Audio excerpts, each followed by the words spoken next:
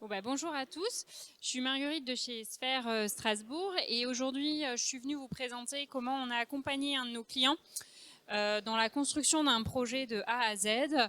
Ce client c'est Bouygues Construction et je vais commencer par vous présenter le projet. Alors le client aujourd'hui il est venu vers nous, slide suivante, avec une problématique. Sa problématique c'était comment digitaliser les actions sur les chantiers. Alors par là, il entendait qu'aujourd'hui, donc chez Bouygues, ils sont appelés les compagnons. Donc les compagnons, c'est chefs de chantier, chefs d'équipe, enfin toutes les personnes qui peuvent communiquer et interopérer sur un chantier et qui ont besoin de faire circuler de l'information. Donc comment aujourd'hui digitaliser cette information? Alors, on est parti en fait de leurs besoins. Pour ça, on a fait des ateliers. On s'est déplacé sur les chantiers pour voir aujourd'hui toutes les contraintes qu'ils pouvaient avoir. Donc, les opérateurs, ils avaient beaucoup d'outils.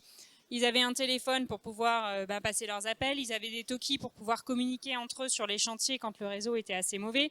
Ils font de la visio quand ils doivent présenter, enfin émettre une réserve sur un chantier.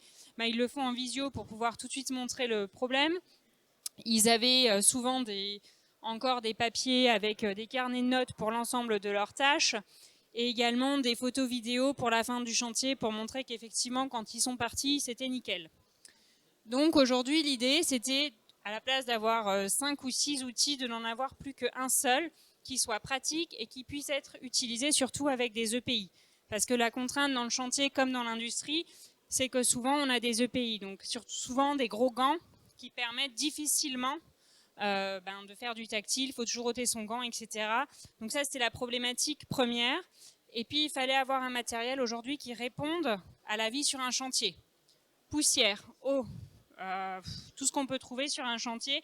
Et également, qu'il soit connecté de manière autre que la 4G, parce qu'on n'a pas toujours du réseau sur un chantier. C'était le constat. Donc, ce que nous, on leur a proposé après ces différents cadrages, on s'est associé aujourd'hui avec Kickmaker, du coup, qui est un fabricant de coques spécifiques pour le monde de l'industrie ou pour le monde du BTP, et nous, Sphère, pour créer la partie software. Donc, la coque, ce que nous ont demandé les utilisateurs, c'était surtout d'avoir une coque en mode joystick, parce qu'avec un gant, c'est facile d'utilisation. Donc il fallait aujourd'hui que Kickmaker puisse nous proposer ça et que nous, ça puisse être adaptable avec le soft. Le soft, on est parti sur des gros boutons, parce que pareil, c'est plus pratique, et sur un truc très simple pour avoir une adoption massive. Parce que on peut créer des projets comme ça, si on n'a pas l'adoption de l'utilisateur derrière, le truc il va rester dans une boîte et il ne sera jamais utilisé. Alors... Tac. Et du coup, pour ça, on est parti avec notre Sphère Factory. Je vous détaillerai un petit peu après ce que c'est la Sphère Factory. Alors très vite, on avait impliqué des utilisateurs dès le début dans la phase de cadrage pour qu'ils nous remontent leurs problématiques et qu'on les projette sur le futur. Et pour pouvoir les garder à bord, très vite, on est parti sur une première maquette qu'on a fait avec des UX designers qui leur ont permis de voir si ça répondait à leurs besoins. Quand ils nous ont validé cette partie-là, très vite, on a fait une itération avec une première version que les utilisateurs nous ont demandé encore un petit peu de modifier pour arriver à cette version-là, à ce prototype-là. Et dans ce prototype-là, en fait, on va retrouver un téléphone Android sur lequel, effectivement, on a embarqué un software. Alors après, là, pour l'instant, le prototype, il est sur un téléphone classique dans une coque souple parce qu'il est en test sur les chantiers. Donc aujourd'hui, il y a 3 chantiers pilotes au niveau de Bouygues Construction qui le testent. À partir de janvier, il sera déployé sur 700 personnes.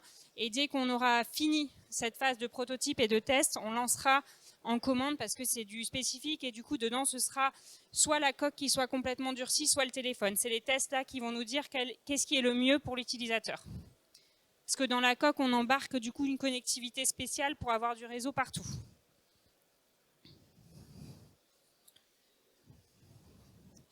Donc pour nous les facteurs clés de ce succès là, parce qu'on est vraiment parti d'un besoin, ça a été la synchronisation constante entre les équipes métiers du client, les utilisateurs finaux, nous et le créateur de la coque, parce qu'il fallait à un moment donné, nous on a aussi nos contraintes, le client a les siennes, et il faut qu'on arrive à trouver la meilleure synergie possible. Et pour réaliser ça, on est vraiment parti, nous, ce qu'on appelle en méthodologie agile, donc on livre très très vite du produit au client. C'est-à-dire que du coup, toutes les 2-3 semaines, on livre une version aux utilisateurs qui ont été choisis pour la phase test, pour qu'ils puissent tester les fonctionnalités, nous dire si c'est OK. Parce que nous, on est des techs, on ne vient pas du monde du BTP, donc quand on nous explique un besoin, parfois on ne le comprend pas tout à fait. Il faut que l'utilisateur le teste et nous redirige tout de suite sur la bonne voie. Donc, et après, effectivement, on a intégré les compagnons, et après, on a fait un délai de mise en œuvre pour ce projet qui est très très court. On a mis 3 mois en tout et pour tout pour sortir un prototype fonctionnel. Donc, ça nous permet vraiment de garder l'utilisateur embarqué tout au long de la vie du process. Si on part sur des trucs à 1 an, 2 ans, on perd l'adoption de l'utilisateur final. Et c'est ce qu'on ne veut pas. Donc voilà, donc aujourd'hui sur les 3 chantiers pilotes, c'est déployé. Donc comme je disais, uniquement avec une coque souple, et le soft il se présente de cette manière-là pour les utilisateurs. Et normalement, ça leur permettra aujourd'hui de ne plus utiliser talkie-walkie, téléphone et autres systèmes qu'ils pouvaient avoir sur eux. Donc la Sphere Factory, c'est quoi ? Aujourd'hui, la Sphere Factory, chez nous, c'est sur 3 antennes, Strasbourg, Paris et le Luxembourg. On a créé ça en 2015 pour pouvoir déporter certains projets de clients qui n'ont pas le temps ou pas les compétences en interne pour pouvoir le développer. Aujourd'hui, on gère 43 projets au complet. On a 6 ateliers d'idéation. Donc, d'idéation, c'est d'amener la réflexion chez le client, chez les utilisateurs pour créer un produit final. Parce que souvent, on part de quelque chose qui ne convient pas, qui ne va pas dans l'entreprise pour arriver à un produit qui va pouvoir répondre à leurs attentes. Donc on a des personnes dont qui c'est le métier de cadrer tout ça, mais en même temps en réfléchissant tech et en mettant en œuvre ce qui est possible. On a 213 personnes exactement qui travaillent sur l'ensemble de ces projets. Donc pour nous, ce qui est très important, c'est l'utilisateur. L'utilisateur, il est au centre de cette démarche-là parce que c'est lui qui va faire que demain, la solution sera adoptée dans l'entreprise. Il faut que ce soit collaboratif. Sans le client, sans l'utilisateur, on n'y arrive pas. Nous, on ne part pas, on ne répond pas au dossier en mode cahier des charges et on doit livrer un truc dans 3 mois parce qu'on sait que ça ne fonctionne pas, parce qu'on n'est pas dans le métier du client. Pour nous, c'est que ça doit être innovant pour le client et c'est ce qu'on disait, l'itération, c'est vraiment l'agilité au cœur de nos projets. Voilà, donc là, ça reprend exactement tout ce que je viens de dire, donc je ne vais pas vous le répéter une 10e fois.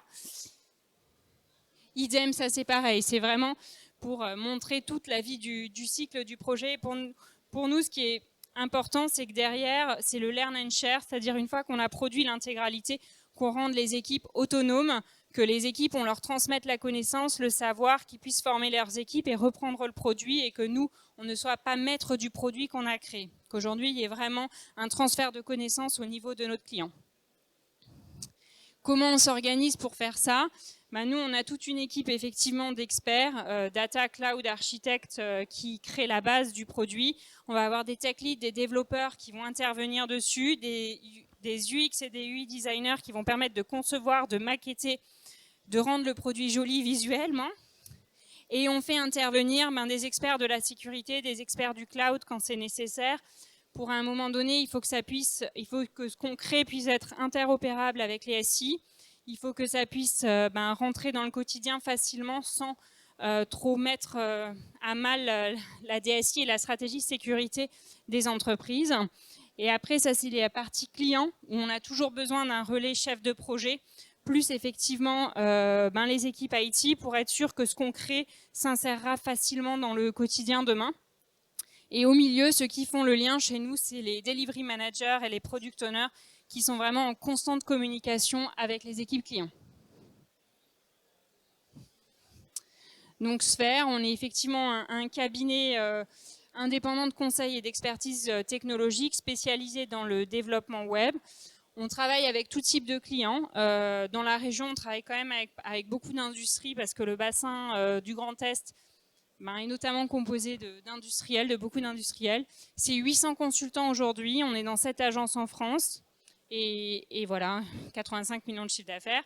Et on forme aussi 4000 personnes par an, parce qu'on est aussi centre de formation Calliope.